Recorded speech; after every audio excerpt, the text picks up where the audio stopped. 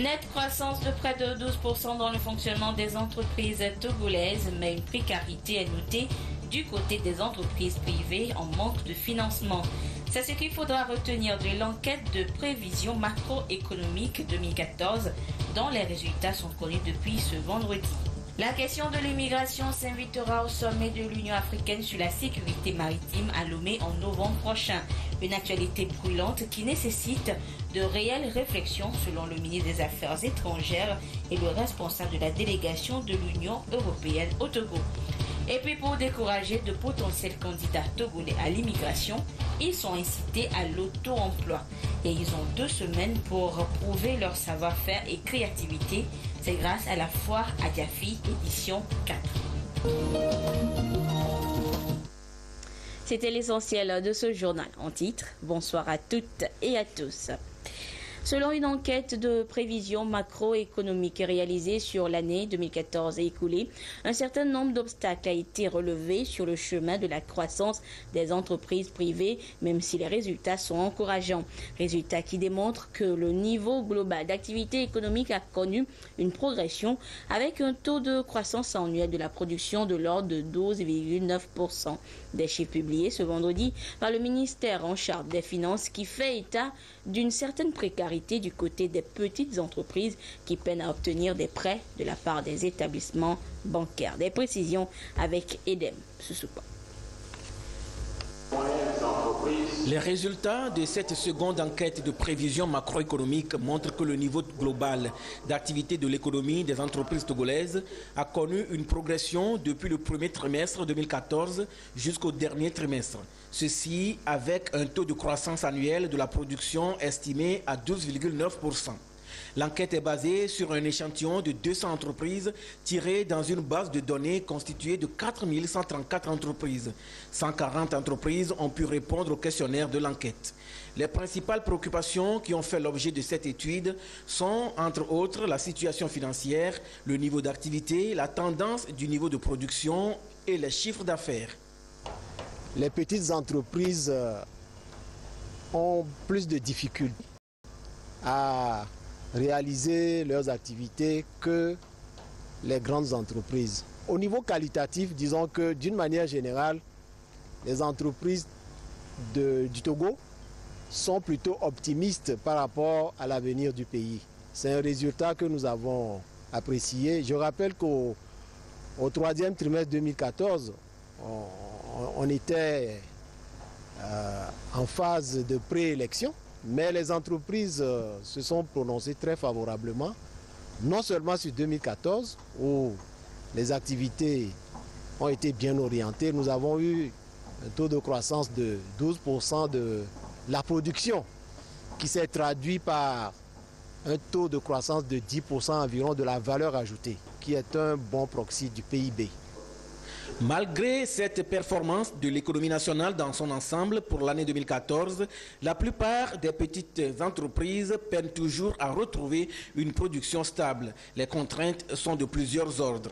Les entreprises nous ont dit qu'elles n'ont pas assez de demandes pour pouvoir déployer toutes leurs capacités de production. Donc de ce côté-là, il y a une réflexion à mener sur comment on doit faire pour renforcer les revenus de la population.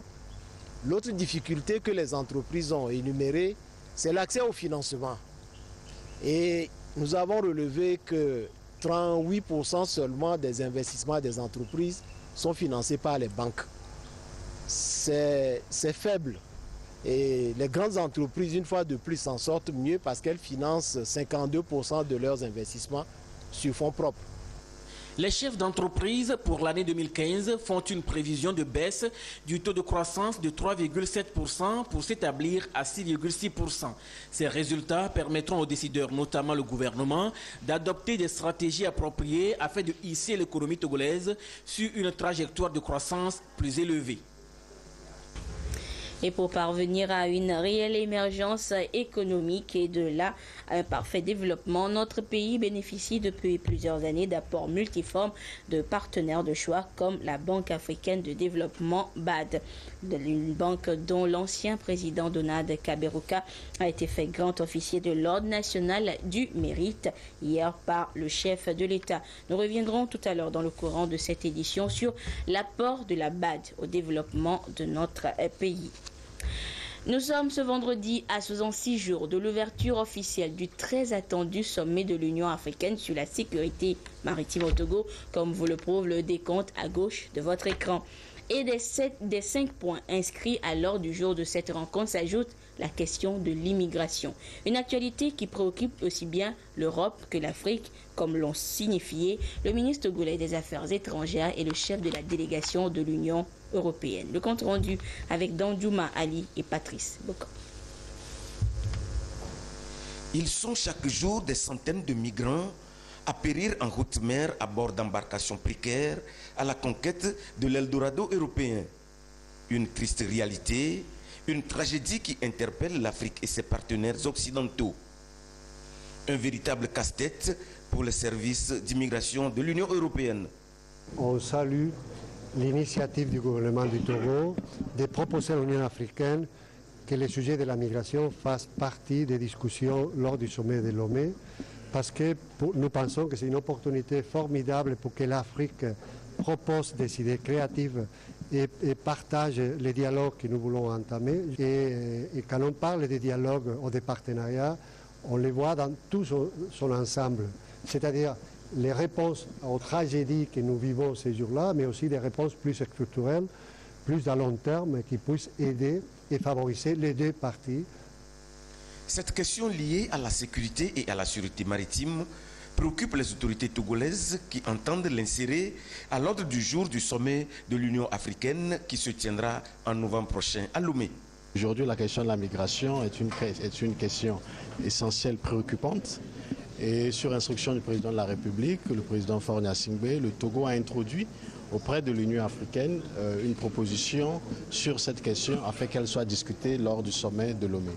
L'Union africaine a accepté la proposition togolaise et cette question sera discutée. Mais le but ici est d'avoir une voix commune africaine. Il faudrait que les chefs d'État et de gouvernement qui seront réunis à Lomé le 7 novembre puissent sortir du sommet extraordinaire d'une déclaration que le Togo proposera, qui sera la déclaration de Lomé sur la migration, et que cette déclaration, qui n'est autre que la position du continent africain, elle soit discutée et présentée, échangée du moins avec les partenaires européens lors du sommet de Malte qui aura lieu les 11 et 12 novembre à Valletta, à Malte. Le regard est donc tourné vers le sommet de Lomé. Une résolution déterminante permettra aux pays les plus touchés de mettre en place une synergie d'action pour freiner considérablement le flot de migration et son corollaire d'hécatombes en mer. Et l'afflux de migrants vers l'Europe est toujours à la une de l'actualité. D'abord, ce chiffre publié par le Haut Commissariat de l'ONU pour les réfugiés. Depuis janvier, plus de 310 000 migrants ont traversé la Méditerranée, 200 000 pour la Grèce et 110 000 pour l'Italie. Hier encore, un bateau transportant 300 migrants avait quitté les côtes libyennes. Seulement 198 personnes ont pu être sauvées. 76 cadavres ont été repêchés ces dernières heures. Les autres victimes sont toujours portées disparues. Retour en page nationale, ils sont volontaires et sont enthousiastes à l'idée de participer à des programmes de promotion du genre, de la santé communautaire et de protection de l'environnement dans notre pays. Eux, ce sont les 45 nouveaux volontaires du Corps de la Paix, Peace Corps, qui ont prêté serment ce vendredi. Sylvain Abdou. Main levée, ils jurent d'accomplir leur mission, celle de contribuer à la promotion de la paix et au développement. Ces nouveaux volontaires du Corps de la Paix sont désormais aptes à travailler sur le terrain pour une durée de 2 ans. Ces 45 volontaires des États-Unis d'Amérique vont vivre et s'approprier les réalités culturelles togolaises pour ainsi aider à l'épanouissement des communautés locales dans lesquelles ils seront déployés. Nos volontaires ici au Togo travaillent dans 3 volets. notamment la santé communautaire et la prévention du paludisme, la promotion de la sécurité alimentaire et la protection de l'environnement, et l'enseignement de l'anglais et aussi la promotion du genre. Alors ils sont étendus dans toutes les régions du pays.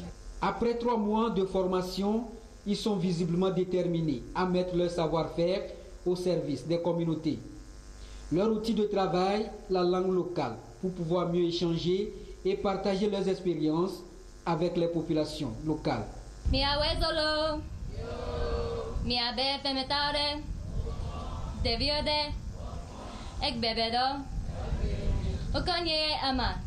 Enye jujoga dinami be mia no afisia egbe. Maune yirami akpe nami. Azalo.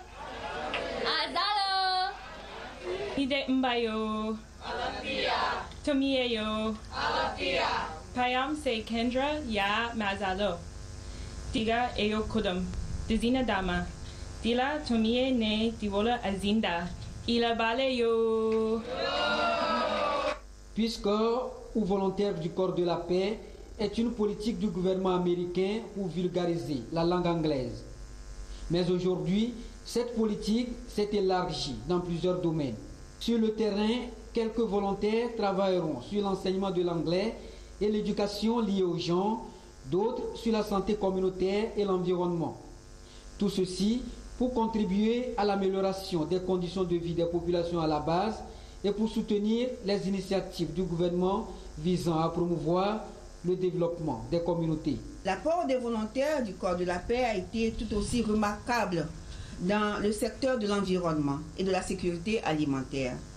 Les volontaires ont contribué notamment à développer une conscience environnementale qui a conduit les communautés au sein desquelles ils travaillent à apprendre et à améliorer les pratiques pouvant garantir leur sécurité alimentaire. Les efforts du corps de la paix ont permis d'améliorer le taux de réussite scolaire et le développement de l'esprit de créativité des élèves dans les communautés hôtes, en même temps qu'ils ont contribué à renforcer les capacités des enseignants de la langue anglaise. Leur engagement constitue une source d'inspiration pour les jeunes Togolais. Victoire Tomega Dogbe a exhorté les Peace Corps à maintenir et même renforcer leur collaboration sur le terrain avec les volontaires nationaux, tout en partageant leurs expériences et en mutualisant leurs efforts pour le bien-être des populations à la base.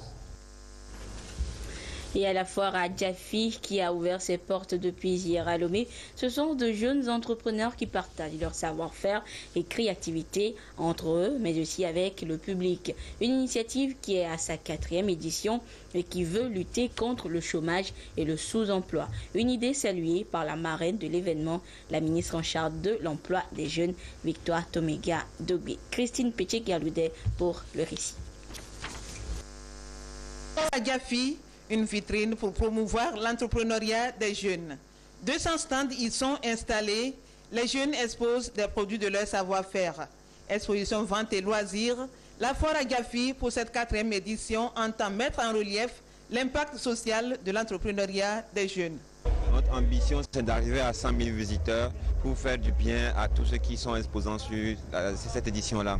En dehors de l'aspect du format du site, nous avons amélioré le contenu de la foire qui propose plusieurs autres activités de formation et de sensibilisation sur l'agro-business, l'artisanat et l'innovation technologique. Profitons de cette 4e édition pour entamer notre ambition de faire de la foire à Djafi une foire de la zone UMOA. Donc à cette édition, nous avons invité des jeunes des pays voisins. L'emploi des jeunes est une priorité du gouvernement qui fait de l'entrepreneuriat une réponse au problème du chômage. Et sur ce site, plus de 43 entreprises ont le soutien financier de l'État togolais à travers le FAEJ, le PASA et le projet Fonds par jeunes pour les jeunes du BIT. Depuis la première édition de la foire à Djafi en 2012, le ministère en charge de l'emploi des jeunes s'est engagé à soutenir cette initiative. La foire à Djafi, à l'instar de toutes les initiatives portées par les jeunes togolais, nous procure une grande fierté. Elle montre assez éloquemment que nos jeunes sont épris d'une volonté réelle de réussir. Du succès des éditions successives de la foire à Djafi, Nous tirons l'heureux enseignement que les jeunes de notre pays, contrairement à bien des clichés, sont capables de se mobiliser pour une belle cause. Une cause qui dépasse de loin la somme de leurs intérêts particuliers. Et cette cause, c'est l'émergence économique et sociale de notre pays. Près de 800 jeunes entrepreneurs participent à ce rendez-vous annuel qui leur donne l'occasion de réfléchir aussi sur les moyens de développer leur réflexe entrepreneurial. Et pour pallier le chômage des jeunes, outre l'auto-emploi, les autorités éducatives ont opté depuis quelques années pour le système LMD, licence, master, doctorat. Le monde du travail étant de plus en plus exigeant, il était de bon ton qu'il y ait une adéquation entre la formation et l'emploi. Et ce soir, nous nous intéressons à cette réforme et ses exigences. C'est avec Arnaud Kilo. Le système licence, master, doctorat LMD est hérité du système d'enseignement anglo-saxon. Il a été adopté depuis quelques années dans les universités du Togo pour réformer l'enseignement et établir l'adéquation emploi-formation. Le système LMD est aujourd'hui incontournable parce qu'il permet de mieux appréhender le monde du travail. Quand vous avez un diplôme LMD, c'est que cela vous garantit une certaine mobilité. Vous quittez l'université de Lomé, vous allez à l'université Cheikh Anta Diop de Dakar, votre diplôme est reconnu. Quand vous allez en France, votre diplôme est reconnu. Et cela vous permet de vous insérer dans les milieux académiques à tous les niveaux. Quand nous parlons de l'employabilité, par exemple aujourd'hui, la formation que nous donnons avec le concours et le partenariat des entreprises de la place facilite l'insertion de certains sur le marché du travail. Ce n'est pas dans tous les cas. Parce que quand on parle du marché du travail, vous rendez compte des capacités d'absorption de ce marché du travail-là. Et le contexte économique actuel ne facilite pas l'absorption de tous les apprenants qui sortent de nos universités. Ça, c'est une réalité économique. Mais à l'université de Lomé, les réformes qui sont mises en place permettent aujourd'hui de garantir une formation de qualité, une certaine employabilité à nos étudiants qui sortent de nos universités. Comme à tout, les diplômes LMD sont reconnus partout dans l'enseignement supérieur. Avec ce système, les universités du Togo négocient des stages pour les étudiants et les préparent ainsi pour leur insertion socio-professionnelle réussie. À travers les accords de partenariat que nous avons signés avec les entreprises de la place, nous organisons des stages d'imprégnation en milieu professionnel à l'intention de ces étudiants-là. Ainsi, par exemple, les étudiants de l'INSI peuvent aller en stage à Nyoto, en Farmic, à Sototol, dans tant d'autres entreprises.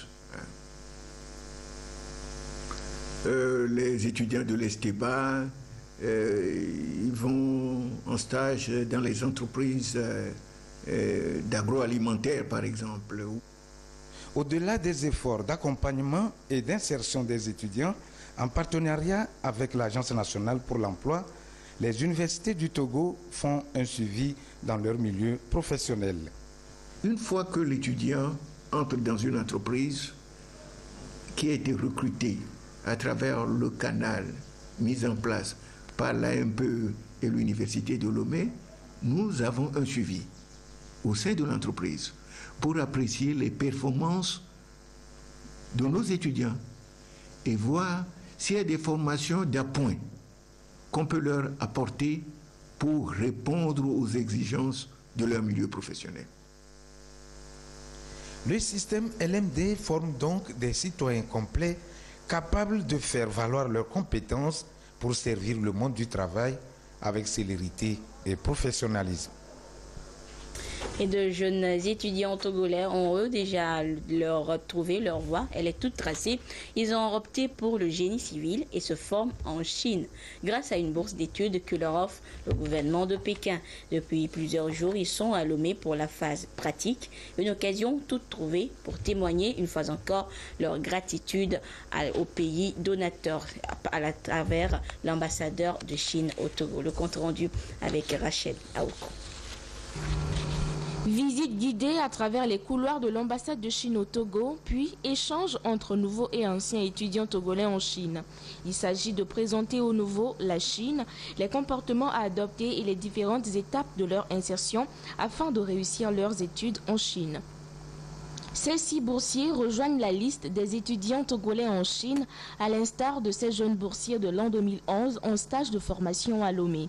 Ils ont bénéficié du programme social de la société chinoise China Road and Bridge Corporation, CRBC.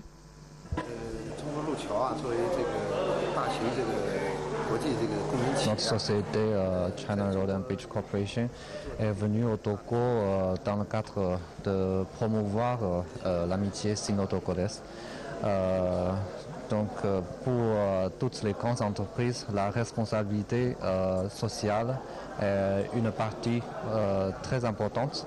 Donc pour cette fois, l'envoi de 10 étudiants togolais pour apprendre la technologie génie civil en Chine, c'est un exemplaire pour notre société au Togo. Il y a au total 414 des étudiants togolais qui faisaient leurs études en Chine. Parmi eux, une centaine sont des boursiers du gouvernement chinois et de la société chinoise. Ils travaillent beaucoup. D'après les informations que nous avons obtenues en Chine, alors je suis convaincue que ces étudiants, à la fin de leurs études, ils constituera une force vive pour la construction du Togo. Partenaire commercial du Togo, la Chine compte multiplier ses actions sociales dans le pays afin de renforcer davantage les liens d'amitié et de coopération qui datent de 1972. Du matériel agricole réceptionné hier au ministère de l'Agriculture, de l'Élevage et de l'Hydraulique. Les bénéficiaires, ce sont des groupements agricoles. Ce matériel devrait booster leur production, les rendements sur le terrain. Victorine Aïssa, Antoinette Romao, va voir. Le gouvernement togolais est résolument engagé à faire de l'agriculture le moteur de la croissance économique. Cela passe par la modernisation des outils de production. Et c'est dans ce sens que le gouvernement a acquis au profit du monde agricole des tracteurs et des charrues. Nous avons une pénurie de main-d'œuvre.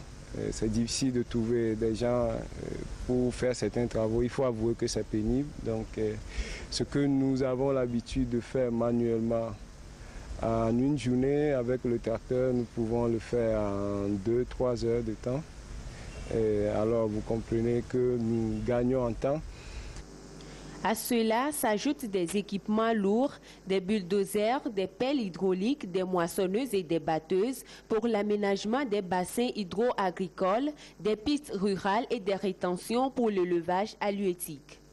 Aujourd'hui, c'est les promoteurs privés, peut-être même individuels, qui se sont lancés dans cette course et ça, je voudrais encourager les autres producteurs à emboîter les pas des promoteurs qui viennent d'acheter aussi les tracteurs. Les bulldozers vont nous permettre d'ouvrir de grandes superficies sur l'ensemble du territoire. Cet appui du gouvernement aux producteurs vient renforcer le processus de mécanisation et de modernisation du secteur agricole. Dernière manche de formation et d'information des unités de police et de gendarmerie sur la police de proximité avec les commandants d'unités de Lomé. Cette stratégie nouvelle de sécurisation des populations a fait l'objet de rencontres sur l'ensemble du territoire national. Le compte rendu de l'étape de Lomé avec Arnaud Dikilio. La police de proximité, un nouveau concept élaboré dans le contexte de la refondation des forces de l'ordre et de sécurité. C'est pour répondre aux impératifs sécuritaires et appeler à une collaboration de la population. Le volet sécuritaire a une dimension de plus en plus complexe qu'il est impérieux que la police, la gendarmerie et la population participent à la lutte contre l'insécurité sous toutes ses formes. Police de proximité, c'est comment faire pour rapprocher davantage les services de sécurité de la population. Le constat, il est clair, c'est qu'il y a une crise de confiance entre la police et la population nationale. Comment faire pour restaurer cette confiance? C'est rapprocher, c'est-à-dire rabaissons-nous, c'est-à-dire que nous, les chefs des services de sécurité, nous devons nous rabaisser ou sortir de nos véhicules pour aller au contact physique avec la population nationale. Il s'agit ainsi d'instaurer un climat de confiance entre les forces de sécurité et la population. Ce rapprochement sera bénéfique aux forces de sécurité dans l'exercice de leurs fonctions. La sécurité ne doit plus être considérée comme l'apanage des seules forces de sécurité. Elle doit être perçue dans sa dimension transversale comme une œuvre collective qui exige l'implication de tous les acteurs que sont les pouvoirs publics, les populations et les forces de sécurité. Chacun y a un rôle majeur à jouer, en complément de ceux des autres. Pour ce faire, nous devons changer non seulement de mentalité, mais aussi de comportement, de mode opératoire et nous adapter aux nouvelles donnes qui s'imposent à nous. Cette rencontre permettra donc aux parties prenantes de redéfinir les rapports de services adaptés, les dispositifs et modes opératoires pour une meilleure sécurisation des populations et de leurs biens. Et pour suivre ce communiqué du Haut Commissariat à la réconciliation et au renforcement de l'unité nationale. Depuis un certain temps, des rumeurs circulent et des appels sont reçus faisant état de ce que le Haut Commissariat à la réconciliation et au renforcement de l'unité nationale, HCROUN, aurait commencé l'exécution du programme de réparation. Le HCROUN, par le présent communiqué, informe la population togolaise tout entière que l'exécution du programme de réparation recommandé par la CVJR et accepté par le gouvernement n'est pas encore entamé. Le HCROUN tient à préciser que le moment venu, tout sera mis en œuvre pour rendre publique toute information relative à l'ensemble du programme de réparation ainsi que les différents types de réparation qui seront préconisés. En réitérant son engagement à être au service de tous les Togolais sans exclusive, le HCROUN requiert la compréhension des victimes et de toutes les composantes sociales de notre pays afin de conduire dans l'entente et la sérénité la mission qui lui est confiée. Et nous poursuivons cette édition. Le port autonome de Lomé est en pleine mutation. En témoignent ces nouveaux horaires. Les portes du port autonome de Lomé sont désormais ouvertes au public 24 heures sur 24 et 7 jours sur 7. Et l'information a été portée à la presse ce vendredi à l'issue de la journée dite de presse. Comme on peut le dire. Le port autonome de Lomé s'engage davantage à mieux répondre aux attentes des opérateurs économiques de la sous-région ouest africaine. Un engagement qui a permis de rendre le trafic fluide, mais aussi de mettre en place un système d'opérationnalité facile. Selon les responsables de la dite structure, le client a désormais moins de 24 heures pour sortir ses marchandises. Et pour rester encore plus fidèle et plus proche des opérateurs économiques, le port autonome de Lomé rend disponible l'accès à ces services 24 heures sur 24, 7 jours sur 7. Ce qui se fait de bien, il faut que les gens le sachent. Il faut que les gens le sachent. Et les changements en cours, il faut aussi que les gens le sachent. J'ai donné l'exemple de ce que l'OTR et le port ont décidé de travailler 24 heures sur 24, 7 jours sur 7. Ça doit être connu pour que les clients sachent que même le dimanche, ils peuvent faire sortir sa marchandise. Et cela participe aussi au développement de l'économie. Cette démarche qualité s'est traduite également par l'installation d'un guichet unique qui va permettre de lutter efficacement contre la corruption. Un des défis auxquels fait face la politique de développement durable au Togo. Les responsables de l'Office togolais des recettes saluent ici ces mesures incitatives. Nous, par rapport aux objectifs de l'Office togolais des recettes, qui entre autres voudrait qu'il y ait une certaine célérité dans les opérations de dédouanement, nous sommes satisfaits de tout ce qui est en train d'être mis en place au niveau de la plateforme portuaire. Vous ne pouvez pas faciliter sans disposer d'un guichet unique pour le commerce extérieur, et c'est ce que le gouvernement a fait. D'ailleurs, je vous dis que le logiciel de dédouanement au niveau de l'Office togolais des recettes, le Sidonia World, est en phase et très connecté au guichet unique. C'est ce qui induit aujourd'hui cette célérité. Le port autonome de Lomé, le seul port en eau profonde dans la sous-région. Les activités sont autant plus dynamiques avec l'ouverture du 3e quai et de celle de Lomé conteneur terminal avec une capacité de traitement annuel allant jusqu'à 1 200 000 conteneurs. Tout ceci assuré par un système de sécurité renforcé et modernisé. Et puis un mot de sport pour terminer avec les échos des mondiaux d'athlétisme du côté de Pékin en Chine. Des Jeux qui étaient à leur 7e journée ce vendredi. Une journée marquée notamment par la toute première médaille pour le pays organisateur, la Chine. Médaille d'or et de bronze dans la compétition de la marche. Et l'épilogue de ces Jeux, ce sera dimanche prochain.